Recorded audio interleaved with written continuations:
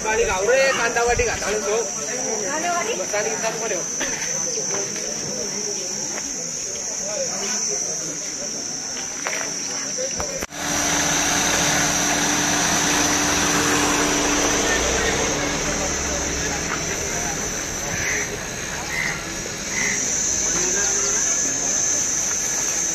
रामदेवडी गावात पूर्णपणे हा बहिष्कार केलेला आहे।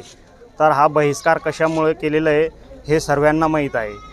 आम्हाला भारताच्या जो काही डेमोक्रेसी आहे त्याच्यावरती आम्हाला बहिष्कार करायचा नाही किंवा भारताच्या डेमोक्रेसीवरती अडथळा आणायचा नाही आहे, पण आम्हाला योग्य तो न्याय मिळावा हीच प्रशासन आणि वरिष्ठ अधिकाऱ्यांना आमची विनंती आहे।